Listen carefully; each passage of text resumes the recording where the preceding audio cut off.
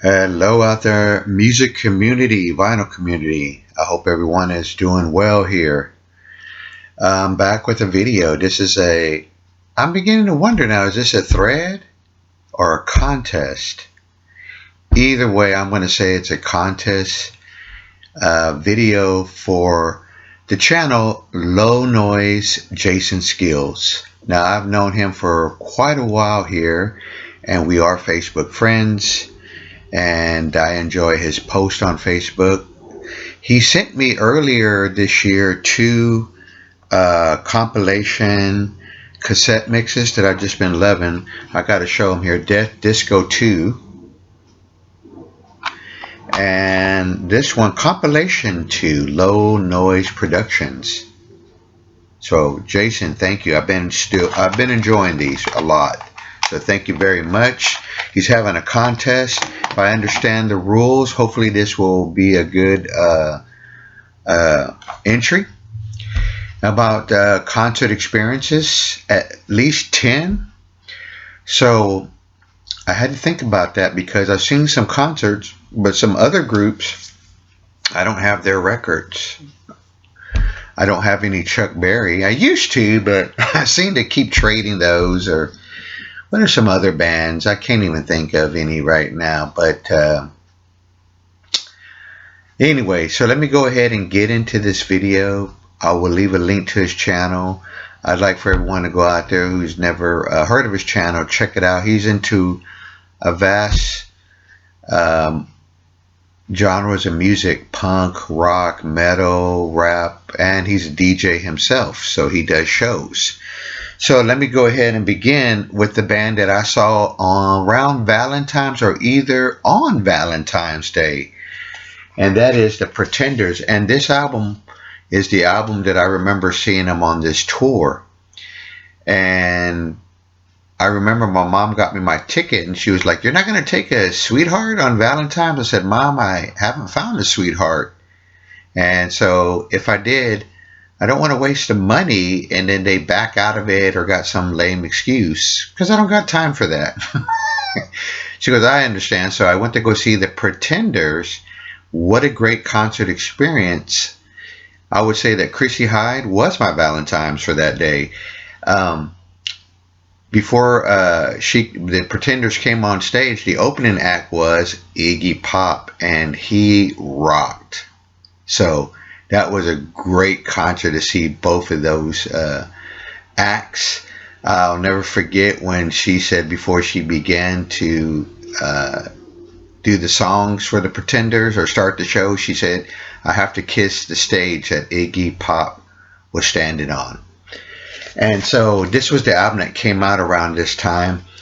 And she did My Baby and Don't Get Me Wrong, but also the Hendrix Room Full of Mirrors, which I really enjoyed them doing that live. So, of course, they had a couple of new members in the band at that time too. So it was a great show. Iggy Pop. I need to start getting some music of his. I don't have any Iggy Pop, and I like him. Okay, the next concert experience, number 2 here.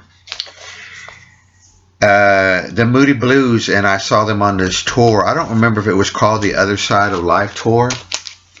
What a great show. They did a lot of the songs from this album. This was around 1986. Still have my note from the last time I did a video on the Moody Blues. But it was a great show. I saw them with Patrick Morantz on keyboards, and it was awesome. He was awesome. The whole band was on fire. They put on a great show doing all their Moody Blues classics. And another show that I enjoyed with the opening act, The Fix. I love The Fix, and they put on a great show.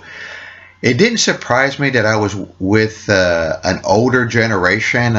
Looked like I saw my librarians from the past, my kindergarten teachers, just bunch of the older generation who loved the Moody Blues. And it was with all the original members. So great concert there, Moody Blues. Next, now I didn't see them on this tour, this record, but I picked this album, but I saw them here a few years ago. Me and my sweetheart got tickets and we saw Los Lobos, and it was a dynamite show. These guys are multi-instrumentalists. They're great at their craft. They write great songs. A lot of their albums are, I can't say one I don't like, and I don't have any of their later records, but I'm hoping to get some of their later albums. I would say that they made their mark in the rock music world. They're from East LA. Got to give it up for my Latino brothers. They rock, and put on a great show when we saw them. Next, this is not a tour. I saw them on this record with Me and My Sweetheart Again. My daughter was, I forget how old she was, but she didn't go with us. But we saw Rush. I just was trying to think of something else I was going to say, but I saw Rush, and I'm glad I did, with Neil Peart, if I said his name correctly. And I really think it was around the Vapor Trails tour. They played up there in some little town before you hit San Antonio. Great concert outdoors. I mean, I'll never forget that experience that I finally did get to see Rush. It was an awesome show. One of the encores that they did was Working Man, and I just love that song. I heard more of the crowd singing the lyrics than I did hear Gator Lee singing, but they put an awesome show on. It was fabulous, fantastic. Next, I did see him on this tour. This was around the time of, and I don't remember what anniversary year it was, but Me and My Sweetheart did get to see Tom Petty on this tour, I believe. I believe so, because there were I remember a lot of the songs were played from this album. This is The Last DJ. I love this record. I don't know where it rates with folks, but with me, I give this album 10 stars. It's one of my favorite albums. He did a lot of songs from this record. The Last DJ. And I believe this was around the time when I saw him that rest in peace, George Harrison passed away, because he did All Things Must Pass, Tom Petty and the Heartbreakers. That's what I love about this band, is that they could do, covers, and make it their own and make it sound like they are the ones who wrote the song. And I really did like their versions of All Things Must Pass. Hopefully, I don't know, there's some way where I can get their version of it, but they did a lot of the songs on this album.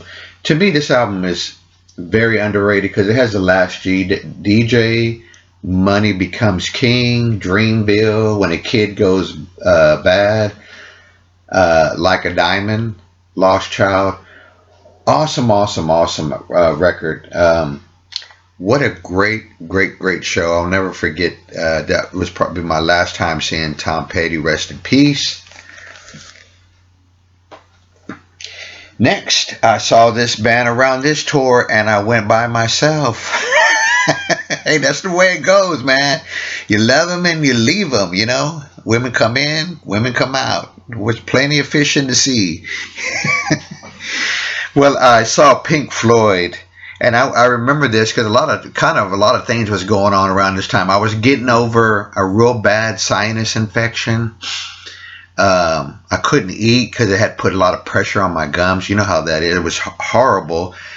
And this album came out, Pink Floyd, A Momentary Lapse of Reason. And I saw them on this tour down at the good old Irwin Center here in Austin, Texas. It was a dynamite show. I remember getting out of class, community college, had a girl drop me off, and walked to the show, had my backpack and books, but I don't care. I'm going to go see one of my favorite bands, Pink Floyd.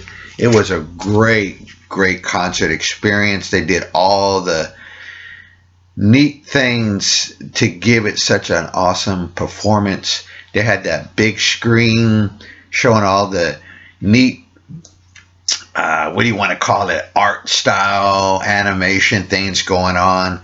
The saxophone player was dynamite. They did that really good rock version, long version of Money, which is rock jazz kind of to me. But it was good from beginning to end. One of the songs that I liked that they did, and it sounded good to me, was The Dogs of War. That was really good to hear that. Next, I didn't see them on this tour, but I've seen this band twice. I should have broke out and got my big old 40th anniversary program book that I did, but I saw Kiss twice. I saw them once with my brother-in-law, which I think was around the time when they got back together, and it was like the Psycho Circus.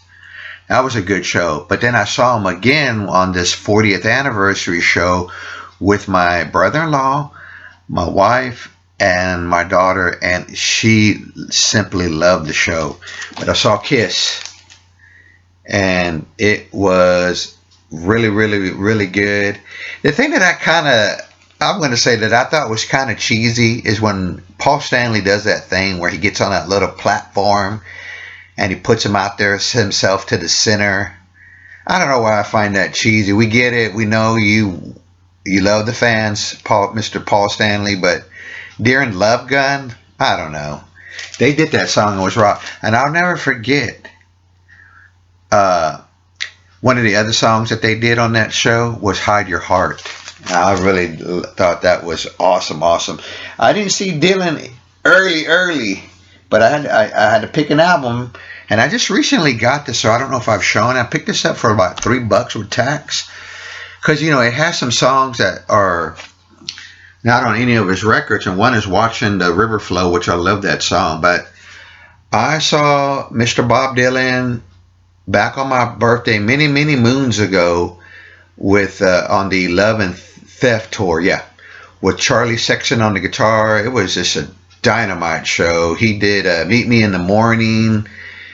Oh man, it was just a really good show. There was so much energy that Dylan was giving out there, and everybody was enjoying themselves. Had really good mezzanine seats.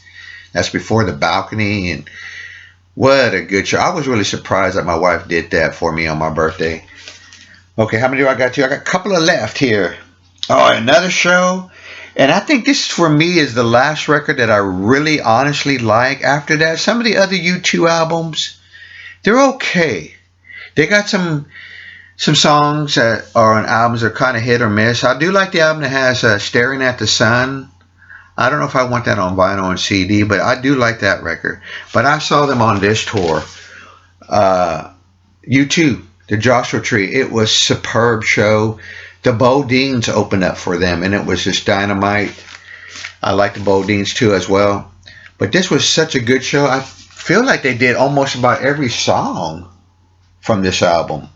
Plus, they did songs from October, which, thank you, Anthony, who VCO'd me that album of theirs, October. So I think I have a couple of more records that I need to get of U2 before I say, that's all the ones I really need. Because I do have this one, Unforgettable Fire, October, and I need War, and my favorite too, U2 Boy. But yeah, what a great show back in the 80s. Unfortunately, I couldn't get that really, at that time they had this really awesome tour or book program, really cool. It was real thick. Who knows, I might come across it. Lex. This was a band that I saw with my sweetheart early in our marriage. We won tickets on the radio.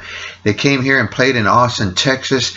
I can't remember the name of the theater here, but I know it's still there. But we saw Grand Funk. And it wasn't on this. I don't even know if they made a new album, but they got together, original three guys, and we saw them. Great show. It was packed. I was very surprised. I thought that it would be a show where, honestly, it wouldn't be so packed, but it was. The other thing that I was surprised was, me and my wife know the song I'm Your Captain, or the one where I'm getting closer to my home. But when they did that song as one of their encores and final songs of the set, everybody, younger people, knew that song, which shocked me. It did, because I didn't think the younger generation, I just thought they were there with their parents. But they were actually digging and loving the music of Grand Funk Railroad. And so that was awesome to see. Anyway, folks, that's my video. for the contest entry. Please go sub up Low Noise and jump on this contest and give him some support and love. And I'll see you on my next video. Take care.